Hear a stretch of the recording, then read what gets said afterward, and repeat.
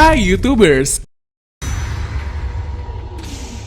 Pada abad ke-21 ini, perkembangan ilmu pengetahuan dan teknologi telah mencapai tingkat yang luar biasa. Salah satu bidang yang sedang berkembang pesat adalah bioteknologi yang memungkinkan ilmuwan untuk melakukan manipulasi genetik dan membuat organisme baru yang belum pernah ada sebelumnya. Namun, dengan kemajuan tersebut, muncul pertanyaan-pertanyaan etis yang menarik perhatian banyak pihak. Apakah ilmuwan harus dibatasi dalam mengejar kemajuan mereka? Apakah kita sebagai umat manusia benar-benar siap untuk menangani dampak yang mungkin muncul dari kemajuan tersebut? Salah satu aplikasi dari bioteknologi yang sedang digembar-gemborkan saat ini adalah kemungkinan untuk membangkitkan kembali spesies yang sudah punah dengan menggunakan teknologi CRISPR dan teknologi lainnya.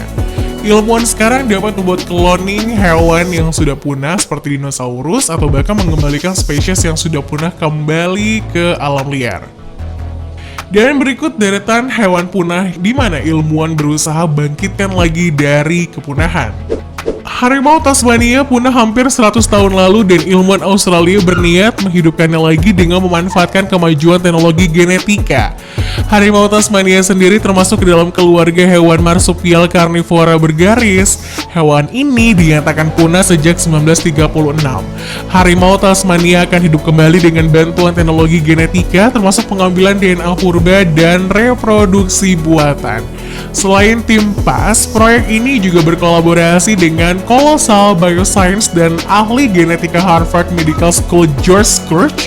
Harimau Tasmania dulu hidup di antara semak-semak kawasan Australia. Hewan seukuran koyote ini kemudian menghilang kecuali di Pulau Tasmania. Di sana harimau Tasmania jadi satu-satunya hewan predator puncak dan memainkan peranan penting dalam ekosistem.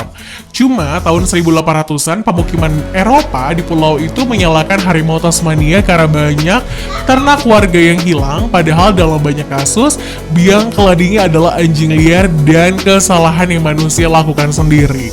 Akhirnya harimau Tasmania pun diburu hingga punah.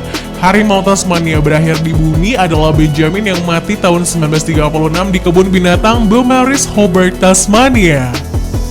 Dianggap udah punah dari dulu, sekitar 4000 tahun lalu. Tapi berkat kerja keras para ilmuwan yang luar biasa jenius, kemungkinan besar kita bakal lihat lagi hewan gajah raksasa berbulu ini berkeliaran di alam liar. Menurut laporan Nikkei yang memuat penelitian ilmuwan Jepang, mereka berhasil melakukan percobaan di mana sel-sel inti mamut ditransplantasikan ke tikus dan ternyata sel-sel ini menunjukkan aktivitas biologis. Ini dilakukan dengan cara mengambil sumsum tulang dan jaringan otot dari seekor mamut bernama Yuka yang udah dibekukan di permafrost Siberia selama 28.000 tahun.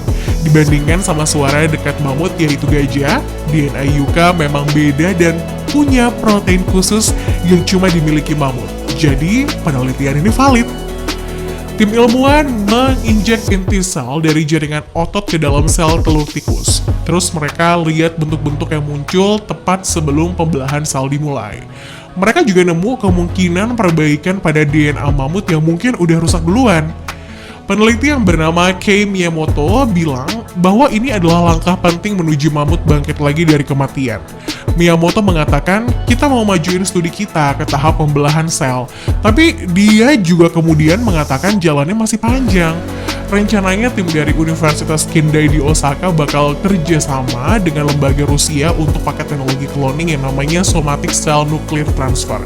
Dan harapannya mamut bisa lahir pakai metode itu. Para ilmuwan Amerika Serikat berhasil mengkloning spesies langka pertama musang kaki hitam yang dikloning dari gen hewan sejenis yang mati sekitar 30 tahun lalu.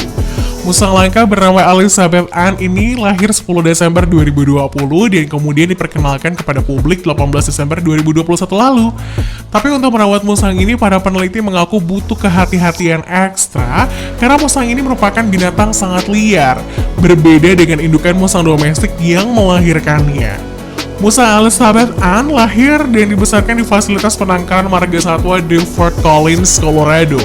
Musang Elizabeth adalah salinan genetik dari seekor musang berkaki hitam bernama Willa yang mati pada tahun 1988, yang kemudian jenazahnya dibekukan pada masa-masa awal teknologi DNA dikembangkan. Dengan teknik cloning ini, kita bisa membekukan waktu dan meregenerasi sel-sel hidup dari masa lalu. Ilmuwan mampu mengutak-atik genom untuk memberikan resistensi genetik dan memunculkan kemungkinan hidup kembali di masa depan. Cloning membuat tumbuhan atau hewan baru dengan menyalin gen hewan yang sebelumnya pernah hidup. Teknologi ini pada akhirnya bisa mengembalikan spesies yang sudah punah. Untuk saat ini, teknik ini masih terus dikembangkan oleh beberapa perusahaan bioteknologi, salah satunya adalah Viagen yang berbasis di Texas. Viagen merupakan perusahaan yang bertanggung jawab atas proyek cloning musang berkaki hitam. Sebelumnya, mereka juga pernah mengkloning seekor kuda Przewalski yang dipercaya merupakan nenek moyang dari spesies kuda liar dari Mongolia tahun 2020 lalu.